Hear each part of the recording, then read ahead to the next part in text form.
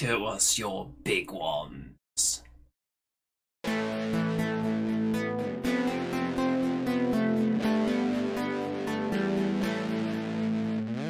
It's the Andy and Remington Steel Show on your screens tonight. It's the Andy and Remington Steel Show for your home delight. We're talking about Age of Sigmar and anything else that is cool. Talking about Warhammer Fantasy, it's easy to learn the rules. Andy and Remington, Andy and Remington, Andy and Remington Show.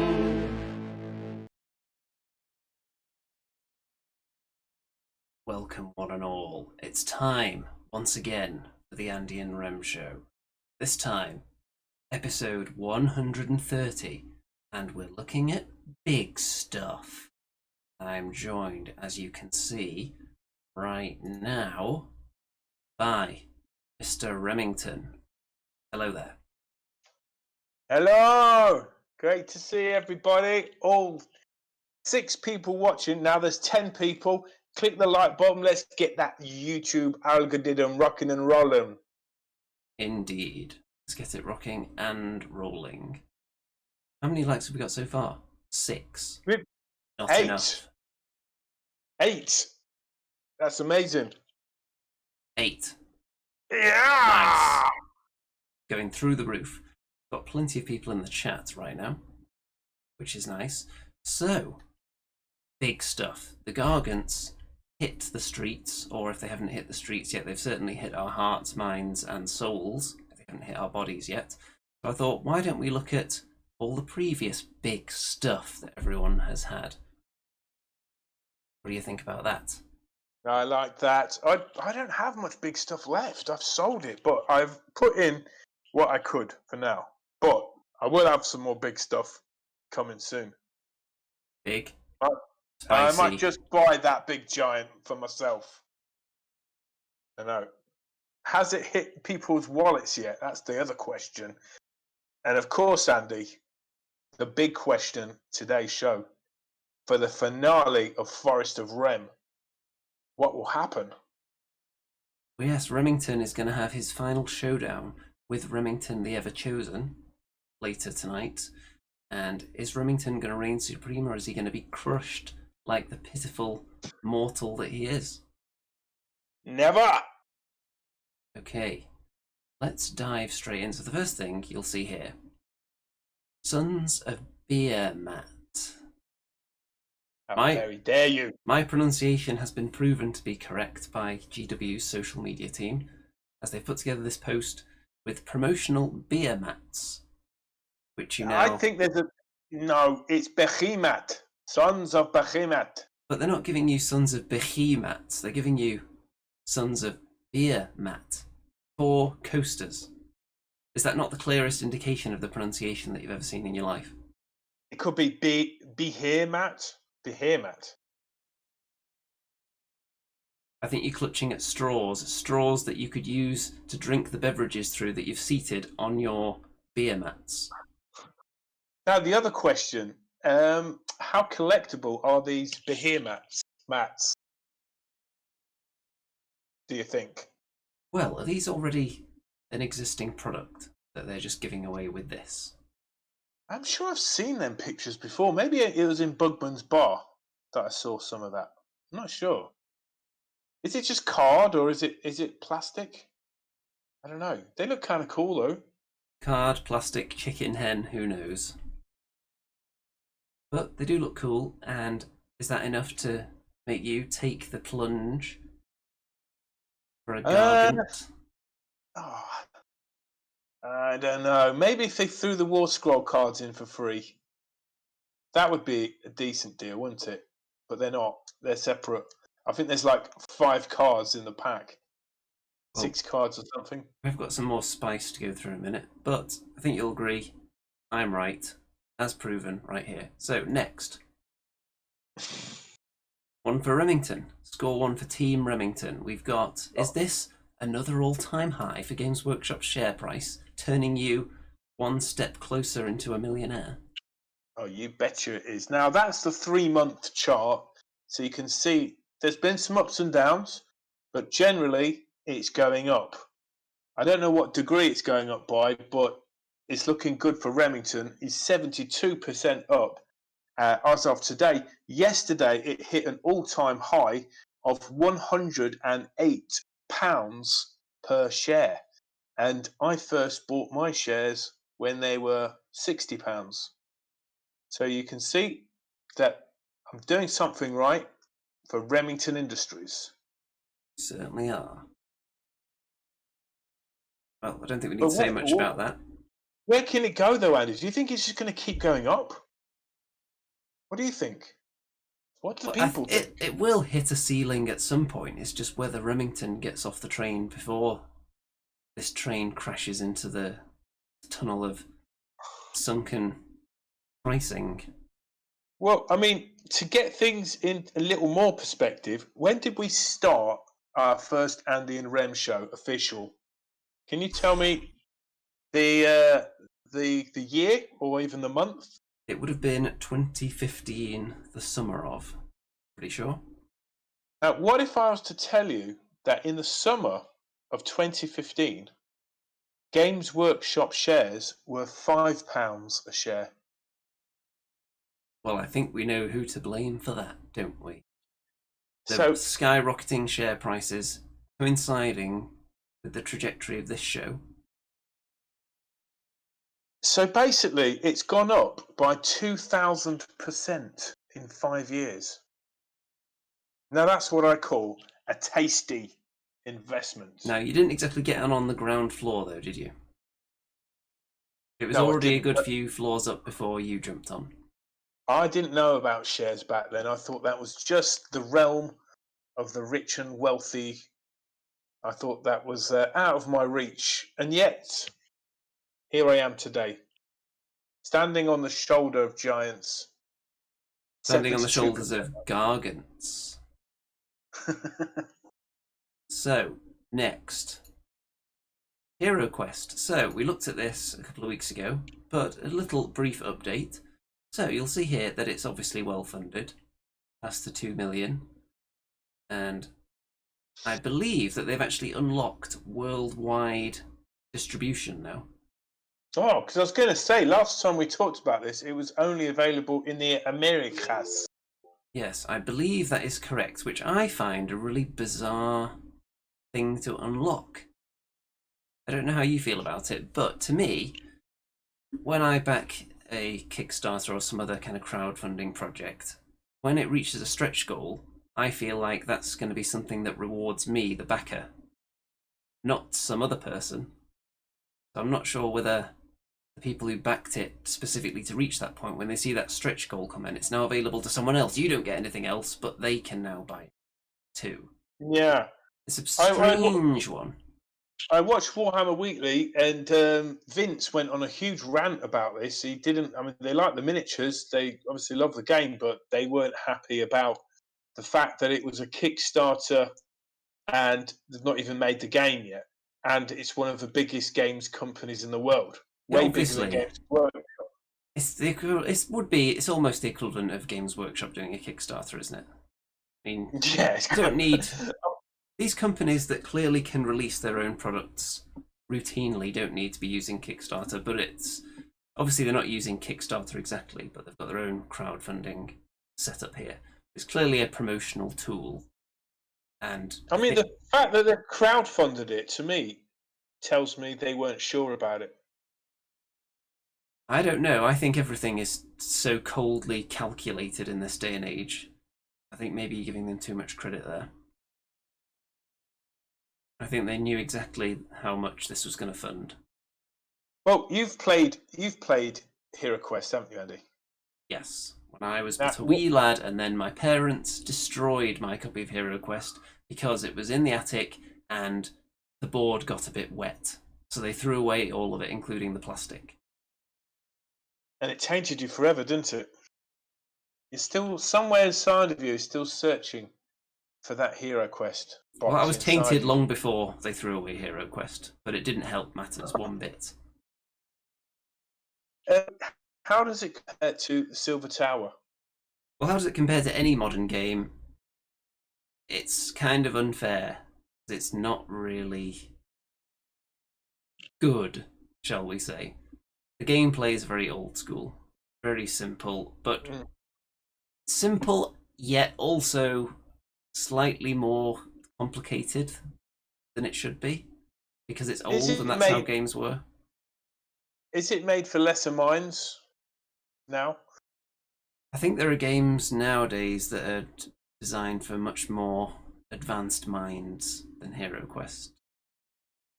So I don't know if preserving the rules was the correct thing. If that's the only thing they're keeping. So my final question, Andy: could I pick up this box and actually read the rules and learn it myself, knowing that you know me and how bad I am at reading stuff? I think you probably could.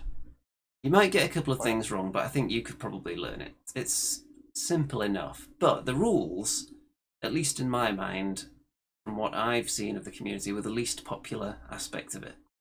Yeah, that's the only thing they've kept. They've got rid of the art style, totally changed the direction, and kept the rules. Interesting choice. I'm going to see there's some unlocked miniatures, I think, and there was a big controversy over the fact that there was a bard unlocked, I think, which some would argue doesn't fit the Hero Quest vibe, really. To me, it was always a bit of a gritty game compared to some of the others that were out there at the time. And then when you see like cartoonish goblins and bards being included, obviously it's not really that way inclined anymore. Let's go down. What's wrong with the bard? Well, I think most people would agree, even the greatest lovers of bards would agree that they're a little bit silly. How very dare you? How very dare you, Andy? Are you a conservative? Are you one of them conservative types that say us artists and musicians should retrain? So if it was a bard retraining, as for example Paladin, I might get on board with that. But in the real world, no. That was my serious face there. There you go. Let's have a look what they've got. So a warlock hero. I think we saw that last time. Extra goblins, zombies, druid hero.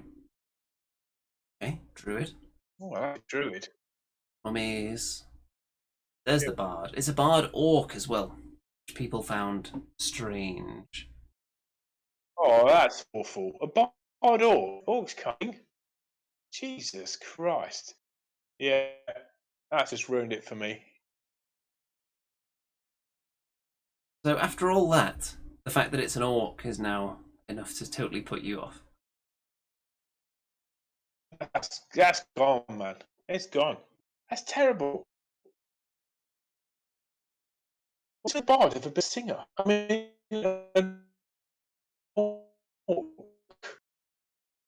disappointed. Your internet painfully slow right now for some reason. That last sentence was a bit distorted. Yes, I'm upset. I'm upset with that. What's going on with your internet anyway? Aren't you getting super fast internet? Yes, next week I'm going to be 30 times faster on this internet. So my singing, my video, everything is going to look amazing. Better than yours, Andy. The best on the net. Best ever. We'll see. I'm trumping up. Well, that's Hero Quest. Yeah. Now, I thought we could go a bit old school here and bore you to tears by looking at some mega gargant rules, because these actually are up there on the Warhammer community page. And look at that, 35 wounds. Have you ever seen a model with 35 wounds? No, I haven't. That's amazing. 35 wounds. That's, yeah. How many wounds does Archaon have? Or, some... I don't know if he has that many. Also, Wow. I believe I read somewhere that these monsters are immune to like instant kill attacks. They just turn them into multiple wounds instead. Right, and a 4+ save is pretty amazing too. And I don't suppose they're going to be coming in units of more than. Sorry, let me just not answer that. Yeah, I don't believe they're coming. Does bravery factor in if it's a single model? There might be some tests that they have to take occasionally. Maybe there's a spell that says roll 2 dice. If you get below your bravery, something happens. I don't know. So maybe occasionally, but not for like battle shock tests. So, oh, there it is. Spell or ability that would slay this model without any wounds or mortal wounds being inflicted. Model suffers d6 mortal wounds instead of dying. Nice, so they stay alive. They're not just going to be taken off immediately. Benjamin says Arcane has 20 wounds. So, there you go. 35 wounds, which is comparable, I think, to some of the really big 40k stuff. Wow. And when it dies, it falls over and can squash you. Nice. And the players roll off to decide which way it falls. Back in the day, you used to roll the scatter dice, didn't you? And then put the fallen giant template down. Yes. Roll-offs are cool. Roll on, roll off. You like that, don't you, Andy? Apparently. Let's have a look at some of these rules then. So, weapons. Range. Hurled debris. So it starts off with a range of 24 inches. That's kind of comical. So it's D3 damage. Is that all? Oh, attacks 3. Okay, so you can 3. So you possibly get 9. But you probably get about 4 if you hit all 3. Stomp. You're not going to hit all 3. Stomp, death grip, and a club. So the club can have 8 attacks potentially. It's 2 wounds each. So it doesn't look like you're going to be able to kill tons of models each turn. But you'll be able to kill like multi-wound models quite well. So with all that rend as well, I don't think my old Stormcast would like to fix this. I like the death grip. That's my favourite one. Get that on a hero. Be beautiful. Stuff him in me net. So it doesn't put them in his pants anymore. Yeah, that's just the Kraken Eaters though, right? Or is that all of them? I don't know, but it's very disappointing that he puts them in a net. Unless it's a net within his pants. Then I'll accept it. Okay, then there's other rules for the other giants, but we don't need to go into them too much. I'm sure people have seen all this. People go on the Warhammer community, they can look at all the rules for the specific different giants. Cool. Which giant do you like? Which giant do you like best, Andrew? Well, let's see. We've got this one, which is the Gatebreaker Mega Gargant with a huge swinging weapon there. We've got War Stomper Mega Gargant with a long club. And we've got the Kraken Eater with the big net to swing round.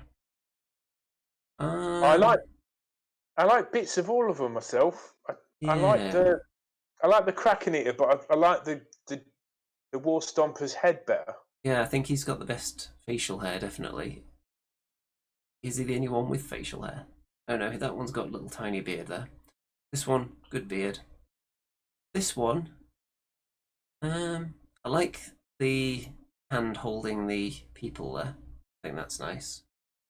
But I also like the net, which goes in the same hand, unfortunately. So I'd have to get 2 if I was doing this faction. Yeah. You could have the net dangling from their loincloth. You certainly could have danglage. You can never rule that out. And the regular giants have got the updated rules as well. They only have 12 wounds instead of 35, obviously.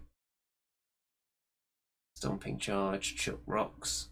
Do they not stuff people in their pants anymore? No. They've had a price upsurge, haven't they? The normal Have they? giants. Yeah, it's 2 for 75 quid, I think. Graham says the heads are interchangeable. Does that mean that you can actually build it completely and then just switch out the heads between games?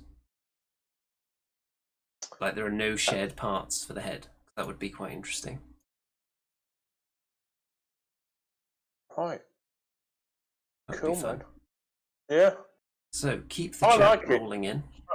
I So- want one. Remington is probably going to get a Mega Gargant when he cashes out all his shares or sells another Right. one of his armies. I could buy And- pretty much anything, couldn't I? If I sell my Games Workshop shares, I could buy everything I've wanted. Then I just need the time, and you can't buy time. It's the one thing, the one investment You could cryogenically freeze yourself and then come back in the future when all disease has been cured. Speaking of time running out, time has run out for these guys. Have they been sold on eBay for an extortionate fee? They've just sold on eBay for. I bought them for £24. I found them in a shop. Remington's got an eye for a bargain, as you know, and £50 plus postage. Can't argue with Not that. too- How much did you pay for those? £24. Sold for £50 plus postage, so 100% profit there, which can go towards my mega gargant now. Certainly could. Yeah. So, Mega Gargants are on the scene, but we asked the audience and the community in general to submit their big ones prior to this show so that we could cast our eye over them, analyse them, and maybe discuss how much they would have cost at the time as well. We have that information to hand. So, let's begin. Now, these are Imperial Knights for 40k, and these were submitted by Robert. I believe these were on Facebook. And what do you think of these bad boys? They're about the same size as a Mega Gargant. Very large indeed. Yeah, they look really cool, man. And are they both Space Marine? They will be. The one on the right, I'm going to guess that there's some kind of space wolf thing going on there. It seems to have got a bit of a wolfy head and it's the right colours. Right, okay. But I wouldn't put my life on it though. Whoa. Spicy. I like So- those, yeah.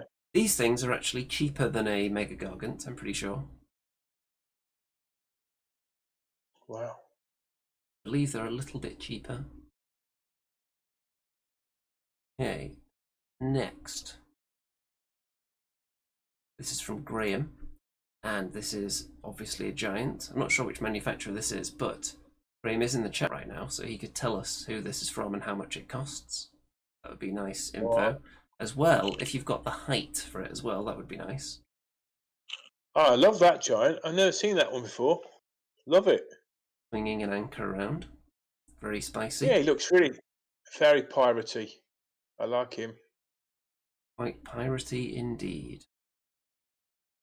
Okay. It's Void Captain Bazooka says it's stew. Yeah. Okay, let's go on to the next one, and if Graham gives us that info, we'll just skip back to it to show you.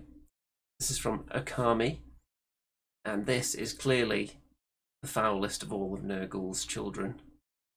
Nergal itself, even. That Ooh. purple, horrible guts spilling out. Very mouldy, very pustulely, very tentacly, very green. Classic Nergal scheme. We've seen a lot of Nergal, haven't we, over the years? They've been quite popular. People enjoy painting pustules and other preposterous, horrible things. Do you know if one of these appeared as a manifestation of COVID, right, in today's world, how do you think we would fight it? Do you Well, I think think some of the population would probably run up and just start licking it, for a start. Okay. And then, as long as it was going to be paying cash or card, it'd be allowed in pubs. So you'd probably have to tackle it in there. I think I would get into my bathroom cupboard, I would get my TCP out, and I would try pouring TCP over him. See if that was like an acid. Does TCP That- even still exist? I haven't seen that for you. TCP's brilliant, mate. Love it. Nothing TCP can't sort out. Are we Bad sponsored? breath, Are we sponsored by mouth- TCP? Bad breath, mouth ulcers, bee stings, rashes, itches, acne. What about Savlon? Savlon. Never used to like Savlon because it had a sort of a different sort of texture. I don't know. It was more rubbery, even though it wasn't rubbery. I want to say. No, it was a milder TCP, wasn't it, Savlon? I think Savlon would deal with a good few of Nergal's ailments. Anyway, Or hydroxyquinoline. Did I say that right? I don't think we want that. No. We don't recommend that on this channel. So, Graham has given us some info on this giant. It's from Black Scorpion, 8 inches tall, bought ages ago, and he says, I think it's on Kickstarter. I will check. It's been out of production for years. So that's quite a hefty beast there. Next, got more Nergly goodness. This is from Sean, and I think this is the Forge World Great Unclean one. So look at the base on there as well. And the slime that's oozing down away from him.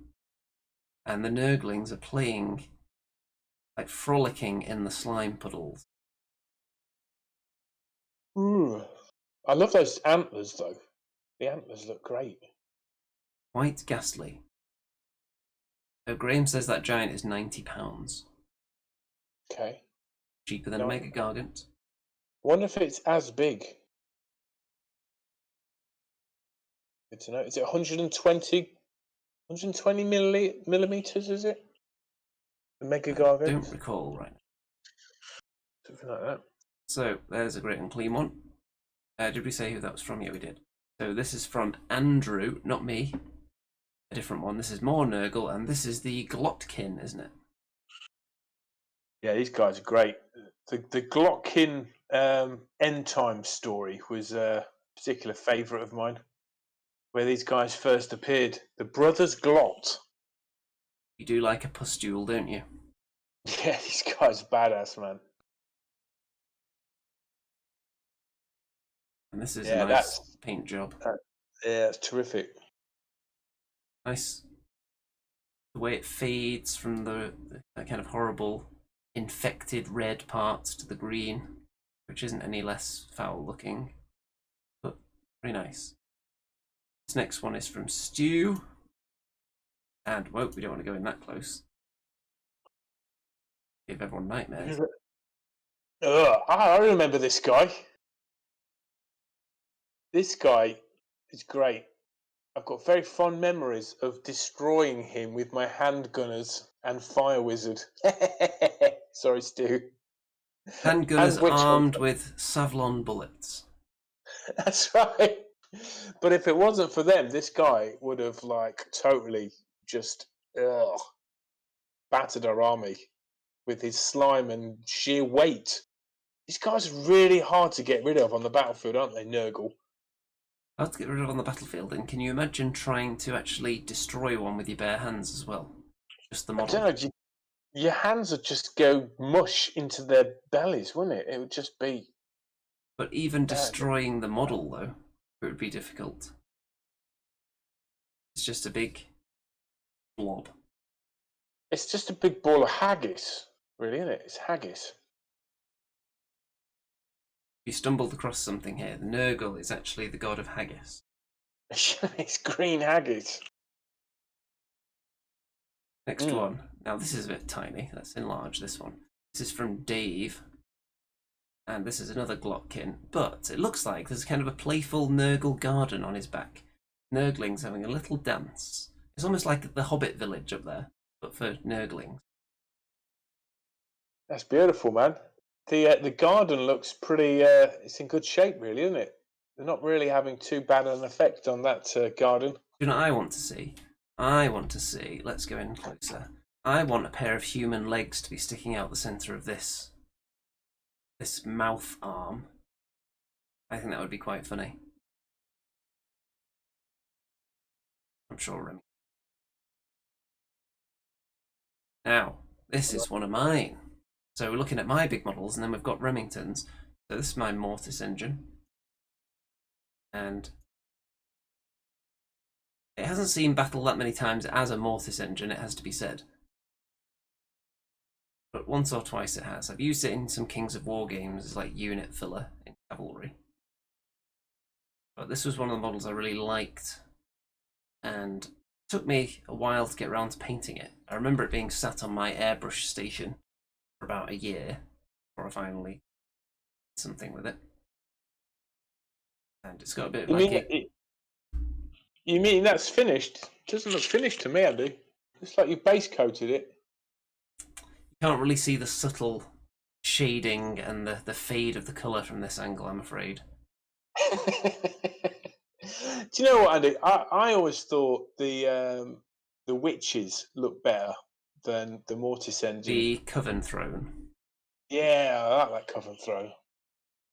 Bit gutted I never got that.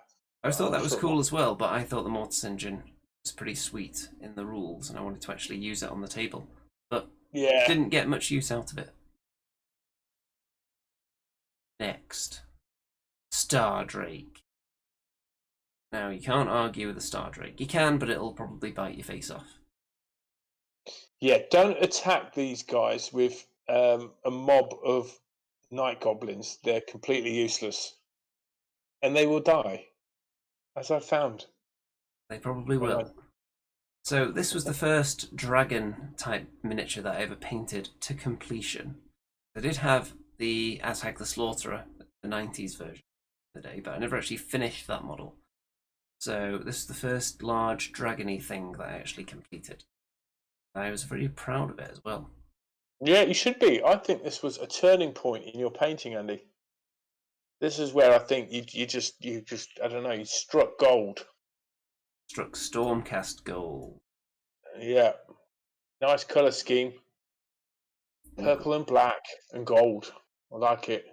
So we've got some more of my stuff coming up now. So this is for my Kings of War Abyssal Dwarves. This is the Hellfane, which is of course a gigantic big lava rock rhino with a big golden platform atop it for the Abyssal Dwarves to stand on.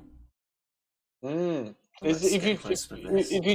you played with this one in a game on a tabletop? I have. How did it do? This has done all right actually. I think in actual Kings of War rules, it's a little bit overpriced in points, if you ask me, but it does a good job. It sticks around. It's very, very tough to kill, as you expect. It's very tanky, isn't it? That's the word they use, tanky. Sure is. It's very survivable. It can dish out some pain if you use it correctly, but I don't think people have them in their competitive lists very often, which is unfortunate because they're very good models. Maybe one of the best models Mantic have done, I think. Very snazzy. Next, what have we got here? We've got the Golden Giant. We've got Talos. In fact, while I'm scrolling up, I can actually do the music film as well.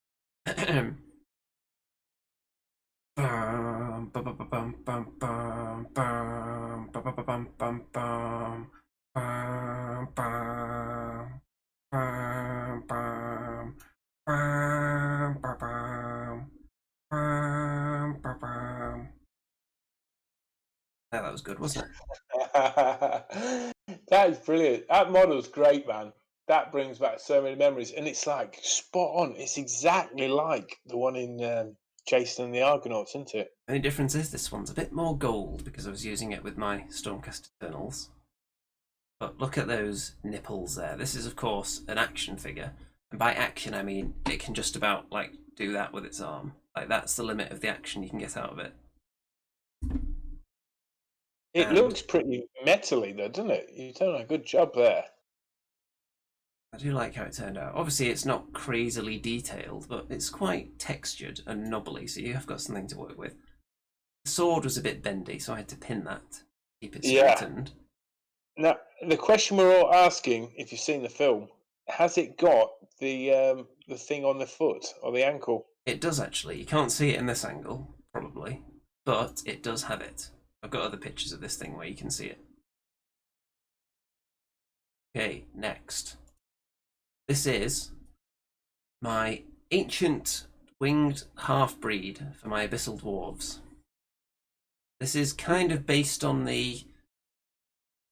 You know, the old Chaos Dwarves had the Lamassu, Yes. which was like a flying creature, but with a big, like, giant dwarvish head on it, beard. Yes. This is like Mantic's answer to that. So it's their dragon body, but with a big abyssal dwarvish horned head on it, and little guy riding on the back as well. So cool. I like the paint job on this as well. I like the orange scales. I like the black scales. I like the face. I've got tons of pictures of this one. You can find them all over the place. And it's in quite a few of my Kings of War battle reports as well, if you want to see more of this bad boy. But at the time I painted this, I thought, it's not technically the best, but I thought it was the best looking variant of the Kings of War dragons. Like any of the Kings of War dragons that I'd seen, I think mine looked better than the rest for a time. Not that I was better at painting than them, but I just think this colour scheme really works well. I think it's really spicy. But I've seen some even nicer ones come out in the last few months, so I've definitely been thrown there. Next, we're on to some Remington goodness now. Oh yes, that's what we've all been waiting for. Right, so I asked Remington to send me pictures of his largest ones, and obviously the first few pictures not suitable for broadcast, but these ones definitely are. So what's this? Well, this will bring back painful memories for Stu Gibson and his Greater Demon of Nergal, because this is the very fire wizard that annihilated his forces. Yeah, I've basically sold my giant and a lot of my big monster type figures. So I thought it would be nice to show some big ones I still have. And yeah, so that's my... Is it Amber? No, it's not Amber Wizard. Bright Wizard. So that's a Bright Wizard there. And then you can see one of the... couple of the... what are they called? Everlasting spells. Endless spells even, yes. And that one is beautiful. I love that one. That's my favourite one. But you've got the massive one that's... can't remember what it's called. But it's a giant face. Yeah, that's it. It is massive, that is, you know. That is quite a maw there. Yeah. That's a big one. I like the gum work there. Yeah. I probably could have done a bit more of a contrast on the flames, but I didn't. Yeah, those flames, I think at some point you might go back to those. I think the teeth and the gums, very fancy. But then it looks like he just stopped halfway through the flames. By Remington standards. I mean, let's look at this guy, because that guy in the middle's got some fire on his sword. And that's what I want to see at the back of this beastie. That technique there. Oh, I've done it backwards, you see. On that one, the flames end in black. I say the Remington challenge for this week is to go and flame this bad boy up real nice. Ravnak's Gnashing Maw. Thank you, Stu. I forgot. Ravnak's Gnashing Maw, yeah. So that was a god beast, Ravnak, and you basically summon him, and he comes and chomps things all around the table. Got some more of Remington's large offerings here. So, what is this? Clearly, it is an Empire / Free People's unit. Yeah, that's a Luminarch of Hysh. A Celestial Luminarch, yeah. That's a pretty big model. It's so good, man. There's so many bits and bobs to it, but yeah, that's in my Empire army. I haven't had the pleasure of fielding that, but that would have been great against the Greater Demon as well. You know, that laser beam light shooting its purity And through what's the this? evil Behind it, chaos. would this be the War Altar? Yes, out of production now, but that's Volkmar the Grim driving the famous War Altar of Sigmar. The Grand Theogonist himself. Theogonist, yes. So he's a character in the old world or Warhammer 4, Hammer 2, is it? Or even 1? Or both. But yeah, I love that guy. I wish there was more lore about him. He seems like a very strong-minded character. I I wondered, was he? I think he is actually in Warhammer Dark Omen. Right. Is he a wizard or is he more of a priest? I think he's more of a priest, isn't he? I think he's a bit of both. He's more like battle prayers rather than spells. Perhaps. He's definitely magically inclined, though. And I seem to remember he was quite... If I'm thinking of the right character, he was a bit eccentric in Dark Omen. I think you meet him and he's like trying to unlock the Liber Mortis. Ooh. Pretty sure that's part of the plot. I'm pretty sure he hates chaos, though, right? Well, doesn't everyone? Fair to say. Yeah. Okay, what's this you've got here? This looks quite wyvernlicious. Yeah, I showed this briefly last week, but yeah, this is Hag the Slaughter. Hag the Slaughterer. What I love about this model is the sort of 3/4 angle, but also what you can't see in that picture is what's on the flag, and it's that famous blazing sun with the orc's head on it. That picture. I first saw that image in the Lone Wolf books back in the day, the adventure books. Yeah, I love those books. I remember seeing that on many an orcish shield over the years. Yeah, that was sweet, man. So I think, is this model out of production? I think this is Finecast. I'm not sure. I'm sure it soon will be if it's not already out of production. So, yeah, so a bit of a treasure now, that one. And finally, we have the modern Emperor Karl Franz with double griffin heads, I believe. Oh, you betcha. Yes. So I've done both sets of heads. I've got the single head and the double head, so I can just switch them out. I haven't painted the amber wizard to go on those, but basically I've done it so it can either be a wizard flying the two-headed griffin or an empire champion or elector count riding a griffin. Yeah, so, very proud of that one. This model, when it came out, was deeply controversial, actually. Really? Yes, because people suggested that maybe it was designed with perspective in mind. Like they made the head really small and the claws really large, as if you were kind of underneath it, looking at it from above, looking at it from below, should I say? Yeah. And it's an odd stylistic choice for a miniature to do that. Is that something you observed when you were working on it? The heads are a bit sort of straight on. They're a bit stiff, but yeah, I think it's a wonderful model, and it was a real pleasure to paint that. I do love painting big figures. I do.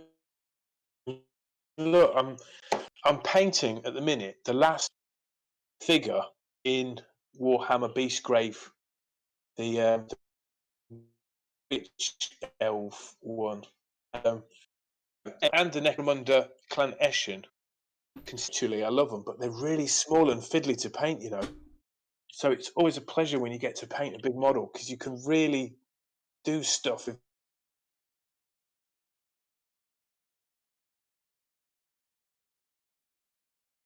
Well, it's a pleasure to paint a big model because you can really do stuff.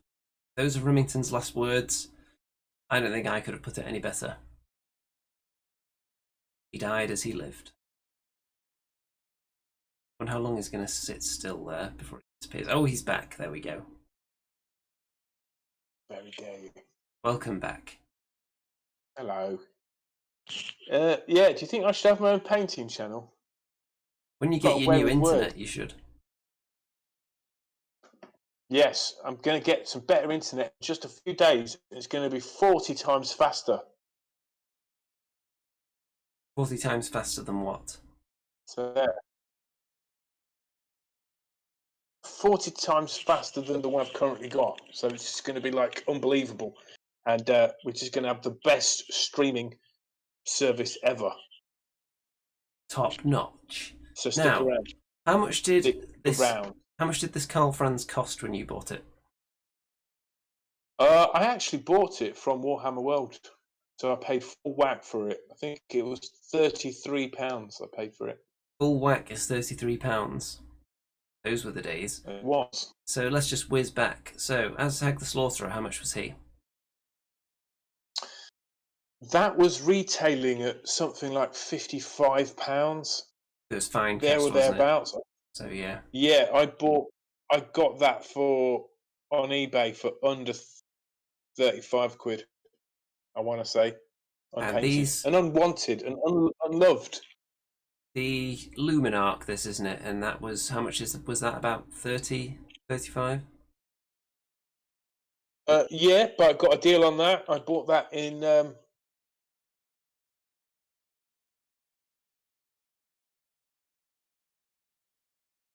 A deal on that in Everyone's going to be flocking to to see if they've got any free people war machines left.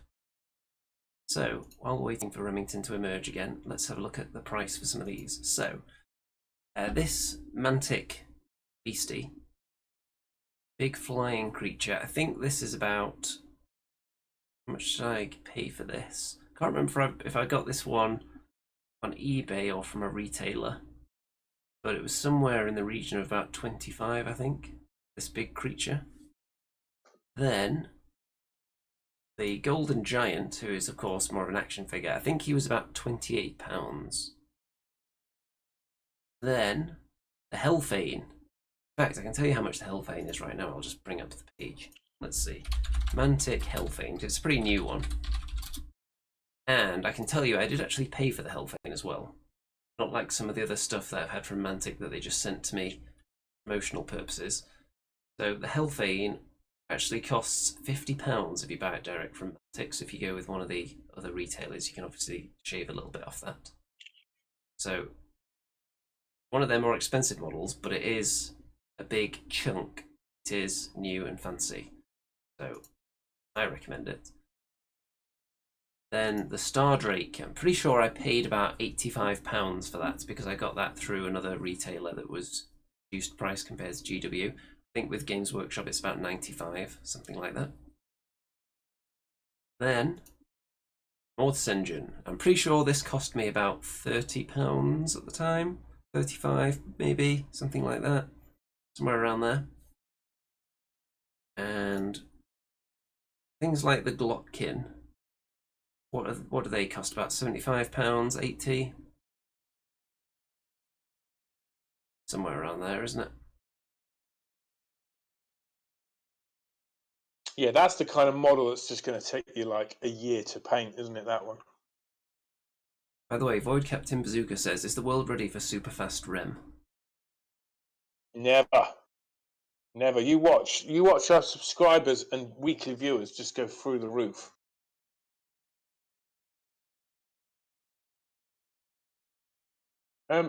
So Andy, you could basically buy 3 Luminarchs of Hysh or 3 Celestial Hurricanums for the price of 1 Sons of Behemoth. But would they be as cool? I'd hesitate for just a second and then I'd say no. Speaking of cool, are you ready for one of the top rated segments in internet history? Which despite my outburst a couple of weeks ago, it's not being cancelled. It's never going anywhere. All I'll do is amend the difficulty based on the... What's a polite way of putting this? The skill and cunning of our audience. at any given time. So prepare yourselves for the what the hell is that intro video, and when it comes back, then you'll see something to challenge your minds. And I don't know why I always struggle to find this video. Go. What the hell is that? What the hell is that? Is it a chaos dwarf or a vampire bear? Oh, what the hell is that? What the hell is that? Oh, what the hell is that? What the hell is that? Only Andy and Remington, Andy and Remy, Andy and Remington know. What the hell is that? What the hell is that? Is it Sigmar's beard or Neferata's hat? Oh, what the hell is that? Oh, what the hell is that? Is it a mangled squig or a sorcerer's rat? Only Andy and Remington, Andy and Remy, Andy and Remington know.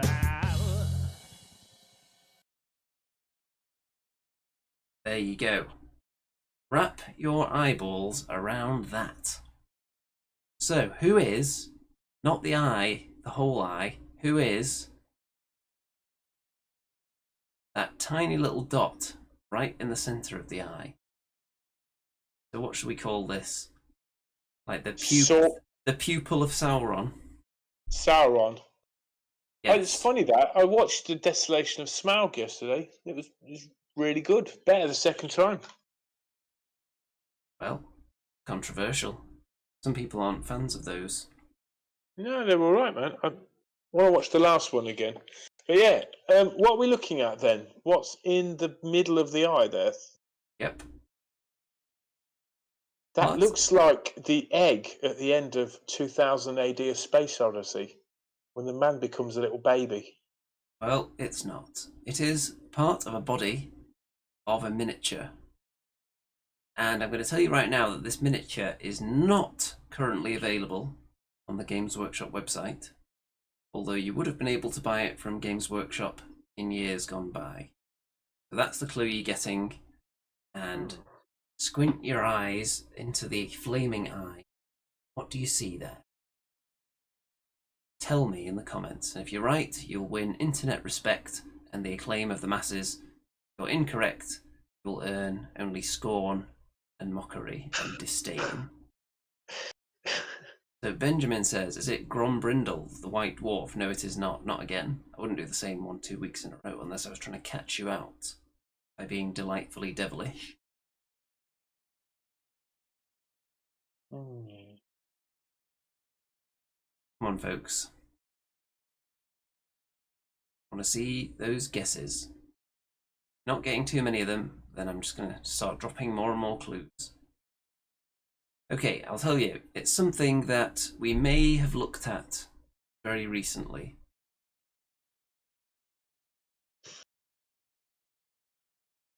Benjamin says a grey wizard. No, nobody's got it yet. It's a small, insignificant part of the body of something very large. And we did comment specifically on this body part very recently.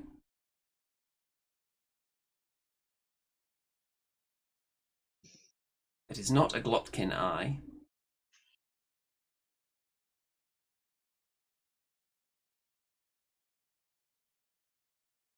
Dark House says cow attached to giant.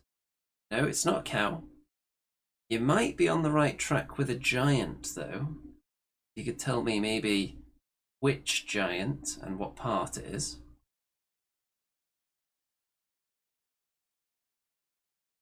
You might say you're going to be kicking yourself if you don't get this.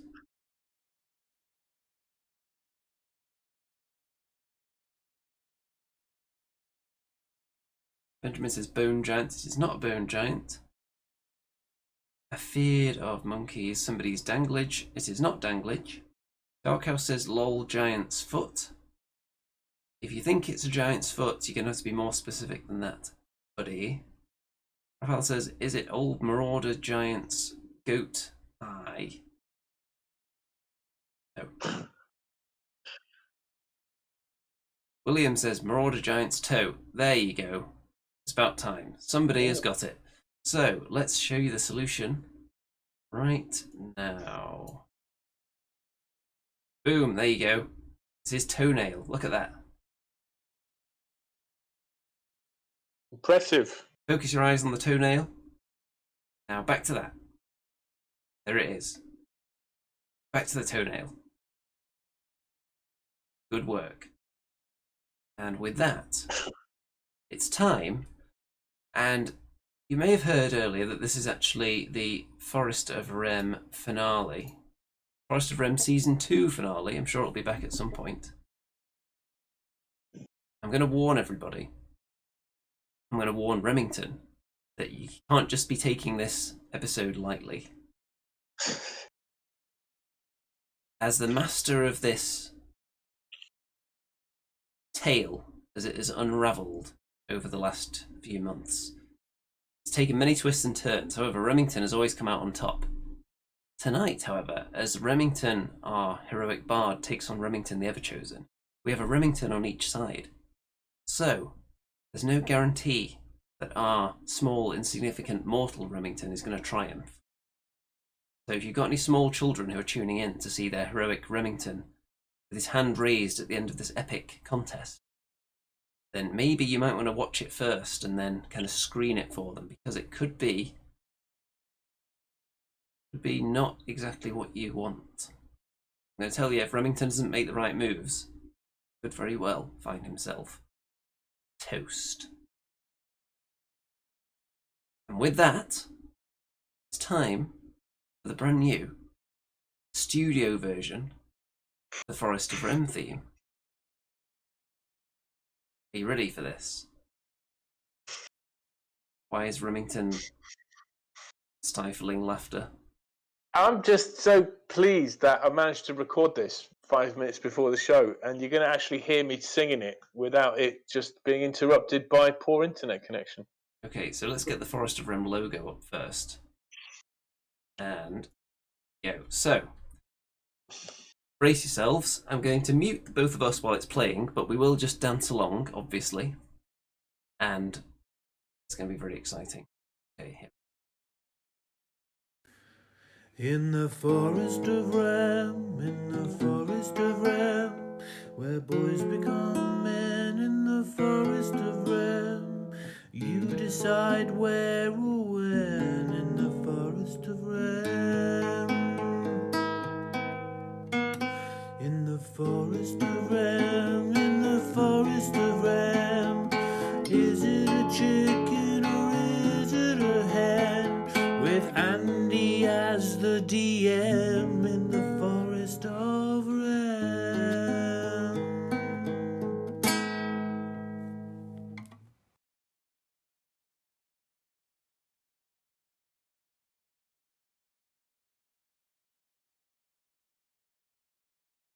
Well, that was something, wasn't it? In the Forest of Rem, indeed. If you like that, I'm sure Andy will sell it to you. Well, it's funny you should say that, because as you know, if you are a patron at a certain level, then you do get certain digital bonuses, which include the soundtrack to the Andy and Rem show. So, yes. Oh, anyway, we've got a show to do. So, Forest of Rem finale. We've even got the cast of surviving characters written down here, so I don't forget any of them. So, Remington last week navigated the vicious, bloody battle between the chickens and the hens, brought peace to these two factions, which pleased the local goddess, who blessed Remington with a mighty chicken warrior, who he named... What did you name your chicken warrior? Beaky? There's something to do with the beaks. Can't remember. Triple beak. Was it Feeder by any chance? Feeder. That's it. It was Feeder. Yeah, there we go. I've got that written down right here. So, What? as Remington makes his way up Mount to do battle with Remington the Everchosen, his arch nemesis, who, if you really needed any kind of flashback, Remington the Everchosen was Remington, our hero from Season 1, who made his way through an epic adventure, slowly being blessed by all the Chaos Gods, earning their blessing with mutations, until eventually he became the Everchosen and soared off into the heavens to do battle with the forces of good. after a long war, Remington the Ever-Chosen became weakened and now harvested various Remingtons from different planes of existence to take their energy into himself, to give himself that boost he needs to launch his conquest anew. And our Remington is the one he wants. He wants that magical Remington juice. He will stop at nothing to get it. So this final battle will determine who will reign supreme as the true Remington. On his journey with him, our hero has little Tommy Tidgeball, a tiny little rogue who, while small, is also of courageous heart, I think we'll all agree. Also joined by Bob the Gnome, one of the surviving gnomes from the what's known in the gnome world as the Birthday Party Massacre, which Remington does not have fond memories of. It's one of his deepest shames, actually. Then we have Derek Dangler, who is a dwarven tinkerer who is still alive, although his inventions haven't been that useful so far. And that is pretty much it at the moment. He may have other helpers out there in the world, but they're not currently with him.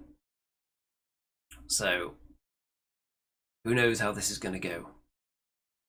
Remington, you and your party make your way up the side. Storm clouds swirl, unnaturally coloured storm clouds, purples and blacks, flashes of light. Trees struck by lightning fall over. Foul spirits spurt forth from the split tree trunks and up into the ether. This is not a place to be trifled with, Remington. Your comrades look nervous as you approach what must surely be Remington the Ever-Chosen, a swirling dark shadow below the clouds, soon to be heading his way down towards you. I think for this final battle, you're going to have to strategize and give a bit of a rousing speech to your troops. How will you command them? Right, okay. What I will do, I'm going to just give myself a scar on the cheek. I'm going to self-mutilate myself. Do you want to know why? Yes, actually. I'm going to do that so they can tell the difference between the fake Remington and the real one. Because I think a doppelganger is going to appear at some point, and I want to make sure that the guys in my crew know the difference. So you think that the great original idea I would come up with would be Remington clones? So I'm pretty sure that's happened in almost every episode so far. I will do that. I will scar myself either with a nail or a knife or a sharpened bone.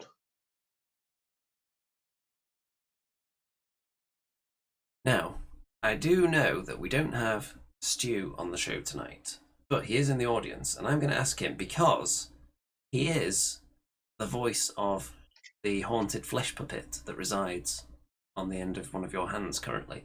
I'm going to ask him to send me a message via, let's say, Discord, and if he's got any rousing words from the flesh puppet to Remington, then I will pass them on right now. So, Remington's minions look on as he scars his cheek with a sharp slice. He explains his plans to them, his strategy, imagining that Remington the Ever-Chosen is so foul and depraved that he would cook up the scheme of launching Remington clones at you so that you'd have to engage in multiple mirror matches before facing up to the true enemy. How are you going to deploy your forces? What are you going to command each of them to do? So let's go through them one by one and see how you want them to behave in this grand battle. So let's start with little Tommy Tidgeball, your rogue. Right. Well, Titchball is going to... I want Titchball to do a dance. I want him to distract the mega boss evil Remington with a dance, okay? Just so he can get up close and attack. And when his vulnerable parts are exposed, okay, I want Feeder to go in for the kill. Your multi-beaked, human-armed chicken warrior. Yes, and finally, my gnome companion is just going to be, well, he's going to be basically cannon fodder because he's bloody useless. So hopefully, while he's chewing on the gnome and watching Tommy Titchmarsh dance about, then Feeder can get in and attack his neck with his triple beak attack. And meanwhile, I will just search for any further weak points and jab it to death. Don't forget Derek Dangler. Is there anything you want him to cook up? A bit of technical mastery? If Derek can, if he can put together some weapon that can pierce the heart of this beast, that'd be appreciated. Okay, so let's roll the dice to see what Derek Dangler comes up with. Because obviously you lost your magic item generating sack recently. Yeah, well, let's see if Derek can roll anything except 1, because that's what he's been doing this whole adventure. Remington! Oh my god. Is it a 1 again? It's a 1. This guy's crap, man. Derek Dangler, living up to his name. So, Derek Dangler delves into his box of tools, and as the battle approaches, he begins conjuring, tweaking, whirring away, hammering, twisting, screwing violently, until he hand delivers to you a weapon, a mighty weapon. He delivers to you the Fly Swatter of Dangledom. Okay. There you go. You're now armed with the Fly Swatter of Dangledom. It doesn't look like a very potent Fly Swatter. It could probably take out a fly, but I don't know about a wasp. Yeah, you never know. You never know. So you might want to keep that handy, because you never know. However, okay, the time is almost upon us. Remington the Everchosen swoops down, riding on his trusty steed, Jeff the Chimera. Caca, caca! As he lands with a thud next to you and your party. Pulls back his helmet to reveal the hideous, scarred, ever-chosen, chaos-tainted Remington face. And he addresses you. Ha ha ha ha ha ha. Remington. I am the true Remington. You are but a pawn in my scheme. Soon I will harvest your life juices, born anew to reclaim.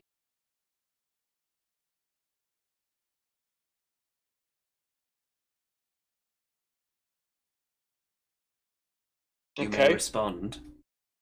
Okay, well, I've heard that loads of times before, and every time I've heard it, it usually ends badly for the person who said it. So just letting you know now that you might want to just fly off back to where you came from, because I'm badass, basically, and you don't stand a chance here. So there's only one Rem in this town, nay, in this world.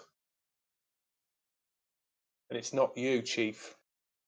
As you're engaging in this battle of threats and insults with Remington the Everchosen, on your hand, the flesh puppet, previously like this, kind of stirs to life and begins to address you. And it says, in my best Stu as the flesh puppet impression, "We may all die, Remington, but let me die as a clenched fist and not limp-wristed."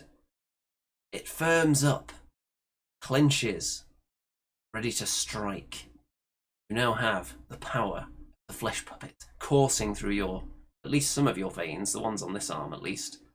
So this could deliver a mighty blow at some point. What are you going to arm yourself with in your other hand? Well, probably not the fly swatter, You've got a sword, So, you've got a fly swatter, you could borrow somebody's axe if you want. Yeah, an axe. Let's finish this thing with an axe. Whose axe do you want to borrow? Bob the Gnome has a couple of axes, I think. Yeah, Bob the Gnome. I'll take his. He's about to die anyway. Okay. So, Bob the Gnome gleefully hands you one of his mighty axes, wields the other one, ready to strike, and Remington's plan starts to action. So I'm going to ask you to roll the dice for the distracting dance of Little Tommy Tidball. Okay. Don't forget, Titchball should, at the right opportune moment, get some kind of assassin's blow if the beast is distracted. Okay. Right, here we go. Come on, Tommy, don't let Remington down. Oh, God. Well, Little Tommy That's a Tidball one. begins to dance in front of Remington the Everchosen, and the dance kind of looks like this. Which might distract some people, but Remington the Everchosen, not so much. In fact, Jeff the Chimera reaches down with one of his mighty heads and scoops up Little Tommy Tidball and swallows him whole. And I'm going to take up my Okay, pen, that's good. and there That's is good. one henchman down. So while this distraction was taking place, he's just been swallowed like Jonah and the whale. yeah, Tommy so could be inside maybe this guy, prodding away. he certainly could be. So while that's going on, Feeder, the mighty chicken warrior, you dispatched to strike while the distraction was taking place. So roll a dice for your chicken, chicken assassin. Feeder. Remington. It's a 6. Wow. So, as you know, Remington the Everchosen is seated atop Jeff, the three-headed, winged, hooved beast that's struck fear into the hearts of many, many across the mortal realms and the old world. Fine. Feeder the chicken warrior lets forth a mighty cluck and begins swinging bladed weaponry around with such intensity that all are stunned into silence as this little display takes place. The swords are swished left and right, swirling takes place, not quite breaking into a 360, but not far off. And Remington the Everchosen points down with his sword, orders Jeff to snatch up this chicken like one of the Colonel's tenders. However, as the head reaches in, this one appears to be quite a Nergal head. There are flies buzzing around. Okay, let's get the swatter out and swat them flies, because I'm feeling that's going to hurt. Roll the dice. All right, come on, swatter. Don't let me down. Remington. Cut dice. Remington. It's another 6, honestly. Remington pulls out the fly swatter that was lovingly crafted for him by one of his surviving companions and begins to... Nergal's flies are no more, merely guts running down the handle. Fly swatter have dangled them, allowing Feeder the chicken warrior to unopposed take both blades and severing the head of Jeff. Only 2 heads remain. Hideous, foul, Nergally blood spurts forth all over Feeder the chicken warrior. However, all that is really kind of like a marinade. So it's just going to be extra tasty later on if someone decides to eat him. He's not really concerned by it. 2 heads remain. Remington the Everchosen is displeased by this and orders the other 2 heads to attack. Who have we got left? So, Bob the Gnome. He's going to be heading into the fray alongside you, tackling one head each, I think. One of them is heading for each of you. I want you to roll the dice for Bob the Gnome. Right, let's see. I don't even know what Bob can do. He's just been tagging along, waiting for the payoff at the end. But he needs to earn it now. Remington! It's a 3. 3 for the gnome. And roll for you as well.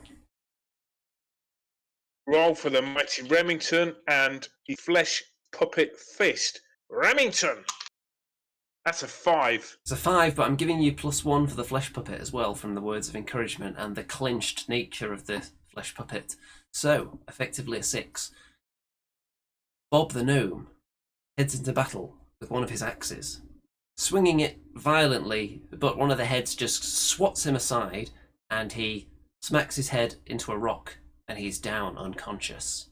Not dead, not had his head bitten off, not been swallowed, so he's just down for the moment. However, the other head, which is clearly a bit of a Zinchian head, shall we say.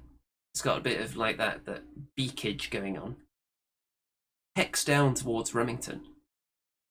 However, as it opens wide, Remington is able to pull out his sword and jam it into the mouth, the beak of this head. So the blade is atop, handle below, and it's jammed in there like a toothpick. As this mighty feathered beak presses down, trying to break through this sword. However, all it accomplishes is piercing itself right through the brain with Remington's blade. The brain juices ooze out of the nostrils, down the beak, splattering onto the ground next to Remington, staining his shoes, which he may not actually be wearing. I think hooves, staining his hooves. And another head has been deceased. The neck flops over. We're down to one head, which is a bit dog-like. It's looking a bit of the corn variety, this head. You think to what ever-chosen chimeras tend to look like, you'll get a pretty good idea. So, Bob is down. Little Tommy Tidgeball has been swallowed whole, and I've actually put a line through his name because he's out of it at the moment. Feeder is still in the action. So, Bob the gnome, unconscious. I'll put a question mark next to him. So, poor Jeff, it's always the innocent that suffer. Everyone is so terrified of how this is going to end. Because, as I told you, there are multiple endings here. Remington could get the bad ending, which would mean we have a deeply different Season 3. So, at this point, one head remains, and Remington the Ever-Chosen himself wielding his mighty sword. And, of course, he has the flesh wand on one of his toes, if you recall. So you don't want to get pierced by that. The final head swings down again, after knocking over Bob the gnome. So, Remington, you and Feeder the Chicken Warrior can take this one together. Roll 2 dice. Okay, maybe Derek Dangler can throw a grenade or something. I don't know. Anything. Well, we'll get to that in a minute. Right, so I'm rolling for Feeder, okay? He's had a 6. Let's see what he does with his round 2 attack. Remington! It's a 2.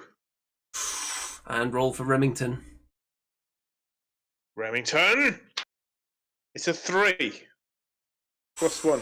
That's not very good. So, this previously successful, clearly cornate, dog-like, horned, snarling, multi-fanged head swoops down with its long, agile neck, swipes Remington to one side, and then arrows in on Feeder, the Chicken Warrior, who, covered in Nergal's pus and bile, throws down his axes and just gives it some of this. Bring it on. The head shoots in towards him, and Feeder launches himself into its mouth, uppercutting the roof of the mouth. However, in the act, is chomped down upon and bitten in half. But he does not go down without a fight. The torso of Feeder the Chicken Warrior is swallowed while punching the inside of the throat. You can clearly see as the blows become weaker and weaker from inside the beast, till fade out entirely. Feeder the Chicken Warrior has clearly done a good job, but dead. Bitten in half. Another henchman down. At this point, there is one slightly dizzy head left on Jeff the Chimera, Remington the Everchosen chooses this moment to hop down from his mount beside you. He snarls, takes his mighty sword, points the flesh one towards you, which has replaced his big toe. What are you going to do? You've got you up, you've got Bob the Gnome, who is currently unconscious, and you've got Derek Dangler. If you want him to conjure something up, you better be quick about it. Yes, just let's see what he can do. Meanwhile, I'm going to just do, with my fist, I'm going to do the old school playground tactic where you do the windmills. No one can defeat that, right? Okay, so roll the dice for Derek Dangler. Let's see what he can come up with. Come on, Derek. Give me something. It's a 4. That's his best roll in months. That's not bad. So, Derek Dangler actually comes up with an ingenious device.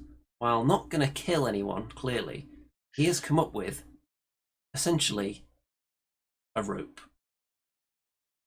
In a loop, which he swings and lassos the neck of the surviving head of Jeff, and is promptly swept into the air and carried around as the beast flies and circles overhead, carrying Derek Dangler, but at least taking Jeff out of the fight for the time being, leaving Remington and Remington the Everchosen. So, Remington attempts his windmill attack. Give us the roll. Okay, this is going to be good. I can feel it. Remington! It's a 6! It's a 6. Remington barrels forward, swinging his fists, including Flesh Puppet, the haunted Flesh Puppet, which strikes Remington the Everchosen right under the chin, sending him into the air, and he crashes back down to the earth. However, as Remington moves in to deliver the killing blow, a figure emerges between both of them, blocking the view. A sleek, powerful-looking frame. This looks familiar. Moving the helmet. This is the return of Deirdre Doomslayer, your previous follower, who has never spoken before, only massacred. However, she's about to speak now. Deirdre addresses you. You left me behind, Remington. Now you will pay as I join forces with Remington the Everchosen. Deirdre Doomslayer takes a mighty sword and swings it in your direction. Roll the die. Christ. It was a willing sacrifice, I might add, but never mind. Remington. It's a 3. It's a 3. As Deirdre Doomslayer swings the sword, Bob the Gnome wakes up, stirs, pulls himself up from the ground, sees Remington about to be decapitated, and no, throws himself in front of the sword and takes the decapitation willingly. Bob the Gnome's head lands between Remington's legs on the ground. Impressive. Sacrificed himself with his final breath to save you from immediate decapitation. Bob the Gnome is dead. So, at this point, Remington the Everchosen stands back up, dusts himself down, and addresses you. Clearly you are powerful, Remington. Perhaps I need not harvest your life juices. Perhaps we may join together and rule the realms. One Remington almost conquered everything there is to conquer. 2 Remingtons will not be stopped. Together our energies, unstoppable force, we will rule all before us. Say the word, young Remington. You have been offered eternal power and glory and dominion over all you survey by Remington the Everchosen. Will you join him? Will you take his hand? Turn your back on the life of righteousness and join chaos. I think it's the only logical path right now. You know what? It's a deal. Remington extends his hand, and Remington the Ever-Chosen. An unholy pact has been sealed. And with this, Remington's hoof disappears, and he grows a flesh wand from his big toe to match the Ever-Chosen. The other foot is still a hoof, so you've got a bit of a limp now as well. Exciting. Deirdre Doomslayer lays down her sword, pledges allegiance to the twin Remington fiends. The Chaos Gods in the skies above bellow with laughter. They have a new champion. Dual champions.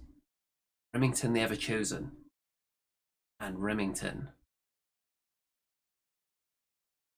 Just pick a nickname himself of the Chaos Gods. What about Remingtwin? Don't know about that one. Remingtwin? I like that. Remington plus 1.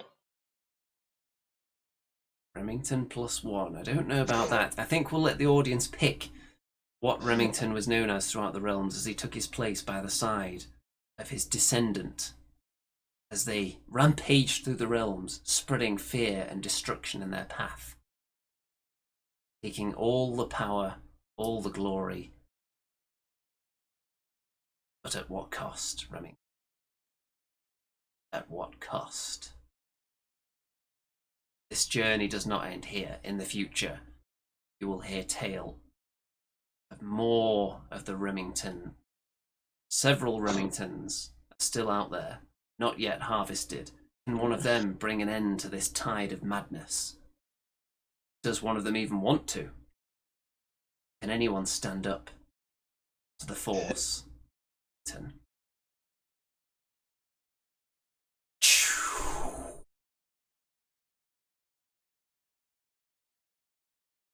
Wow, powerful ending. For a powerful character, I might add. One that cannot really die. He's never really died in the hearts of us YouTubers. He lives and indeed becomes mightier. What a grand ending. Fitting for a champion of the mortal realms. We need someone to do a piece of artwork now of Remington the Ever-Chosen on his wounded chimera and Remington the... We've got some suggestions. Remington the Sometimes Chosen, Remington the Magnificent. And yes, you've been told to watch your back. Jeff is not going to forget 2 heads that he's lost. I think he should grow back 2 heads. He should grow a gnome's head, right? And a little Tommy Titchmarsh head. So the last 2 people he ate. We'll see about that. So, tales of Remington's deeds are going to go down in history as deeds of terror, frankly. And we'll see. We'll see where it leads. We'll see where it restarts. What state is the world going to be in? But next week, I can exclusively reveal that now the Forest of Realms Season 2 is concluded, there's going to be a brand new adventure. The tables are going to be turned. The Dungeon Master seat is going to be occupied, not by me, by Remington, as we enter the Witch Coven. Do you want to give us a very brief little preview of what we can expect? You can. I can tell you that this is going to be the greatest adventure of all time on YouTube by the most illustrative, imaginative, ingenuitive dungeon master ever to walk the face, in fact, talk the face of YouTube. For I will be the dungeon master of Witch Coven, in which Andy, the Ungor, will strive to break up the awesome power and mystery of the Witch Coven. And with that, the show concluded tonight. So you don't want to miss that next week, the start of Witch Coven and various pronunciations thereof. So before we go, don't forget to check out all the links in the description, all the spicy goodness down there, all the stuff you should have been checking out after you were subliminally influenced by the scrolling text during the show as well. especially the Patreon, where you should be giving me lots of money, producing all this top-notch content on a weekly basis, if not more frequently than that. And Redbubble shop, there's merch out there. People have been buying Andy and Rem mugs and t-shirts left and right. And I'm sure we'll be seeing a spike in sales for the Forest of Rem Season 2 merch, now that it's been concluded and people know what an epic voyage it was. I'm going to compile all the parts into one long video as well, so you can marathon the whole thing at some point. So look forward to that. And other than that, let's bring up the show thumbnail. And I'm going to head over to the Patreon page now and personally thank everyone that's pledged to a sufficient level to earn a personal thanks for being one of the spiciest patrons for this channel. So, extra special personal thanks to the following people: Graham, Tim, John, Eric, Brad, Barbara and Guy. All of you are extra spicy indeed. And eternal thanks. Remington, who would you like to thank before we go? I'd like to thank you all for staying. In fact, there's more people that are in this show now than there were at the start. And that is a magnificent achievement. People haven't even got used to the new time slot yet. No, but it's pretty impressed. I'm pretty obsessed you stuck that out with me. Thanks for all the ideas. Please put your character and storyline ideas in the Discord for the Andy and Rem show, and I will use them if they're any good. We've already got a theme tune written and recorded, plus some tasty artwork by the very talented Mickey Gendler, who is a specialist on witches and witchery. So there. Yeah, there might be some quite disturbing background images on there. So, obviously, if you haven't liked the video, do it immediately before you leave and forget all about it. And it's time, the outro, after one final, which as always is right out there. Whatever you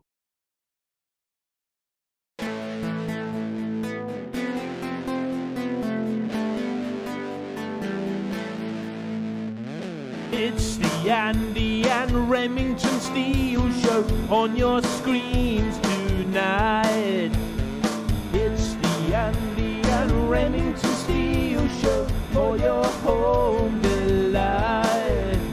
We're talking about Age of Sigmar and anything else that is cool. Talking about